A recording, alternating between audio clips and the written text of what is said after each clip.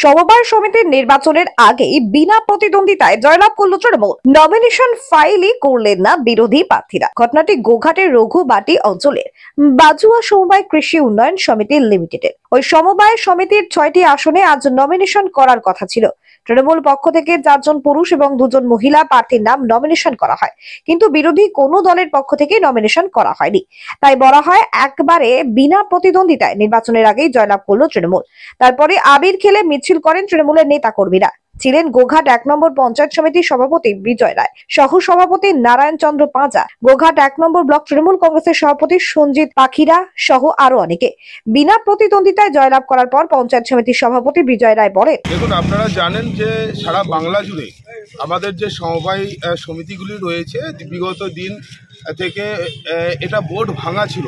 সেই বোর্ড ভাঙার পর আমরা সিদ্ধান্ত করলাম এবার আমরা নির্বাচনের মধ্যে দিয়ে, মানে নির্বাচনের যে পদ্ধতি, সেই পদ্ধতির মধ্যে দিয়ে আমরা ভোট গ্রহণ করাতে চাই। এই সমবায়গুলো যাতে সঠিক পদ্ধতিতে কাজ করতে পারে, তারই প্রাথমিক প্রারম্ভ ছিল আজকে গোঘাট 1 নম্বর ব্লকের আমার রঘুবাটি অঞ্চলের বাজুয়া সমবায় নির্বাচন। সেই নির্বাচনে আমরা যে নোটিশ করার প্রয়োজন, যেভাবে একটা নির্বাচন হয়, সেই প্রস্তুতি নিয়ে আমরা আগিয়েছিলাম। বর্তমানে আজকের দিনে দেখলাম যে 6-এ 6 আমরা পেয়েছি। এখানে কোনো বিরোধী প্রতিপক্ষ আসেনি এবং নমিনেশনও ফাইল করেনি। তাই আমরা এই 6টা যে আসন, সেই 6টা আসনে আমরা বিনা প্রতিদ্বন্দ্বিতায় জয়লাভ করে আমরা আবার 5 বছরের জন্য স্থায়ী একটা বডি এবং স্থায়ী একটা কমিটি গঠনের দিকে আমরা এগিয়ে যাব।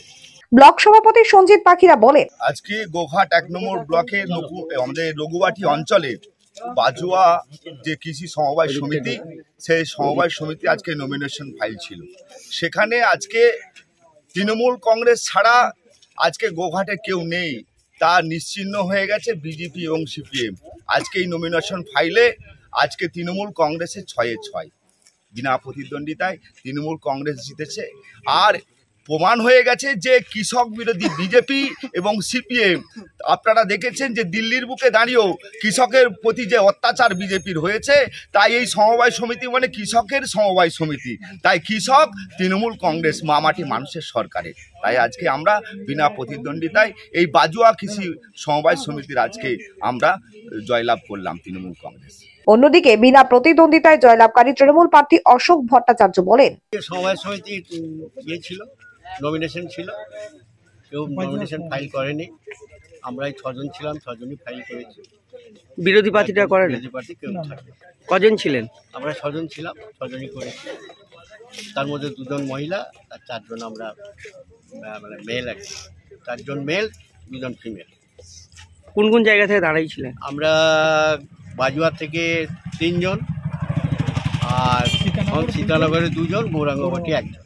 আমাদের 3টে গ্রাম নিয়ে এই সমিতি আছে। কারা ছিল সমিতিতে? প্রশাসনিক আধিকারিক কারা ছিল সমিতিতে? আধিকারিক হিসেবে সিআই ছিলেন, ব্লকের যিনি ইন্সপেক্টর, চৌবাড়ি ইন্সপেক্টর। নিরোগ ডায়াগনস্টিক, এখানে পাবেন রোগ নির্ণয়ের অত্যাধুনিক বিদেশি মেশিন, অভিজ্ঞ রেডিওলজিস্ট এবং প্যাথোলজিস্টের সমন্বয়ে বিশ্বাসযোগ্য নির্ভুল রিপোর্ট। আরামবাগ শহরের সর্বপ্রথম CT scan, ultrasonography, endoscopy, colonoscopy, colour doppler, echocardiography, digital X-ray, EMG, NCV, ECG, EEG, advance প্যাথোলজির মতো সুবিধাযুক্ত প্রতিষ্ঠান। এছাড়াও আছে বিভিন্ন বিভাগের অভিজ্ঞ চিকিৎসক দ্বারা ওপিডি ক্লিনিক। ঠিকানা কোর্ট রোড, আরামবাগ, হুগলি। যোগাযোগ নম্বর 9732843677।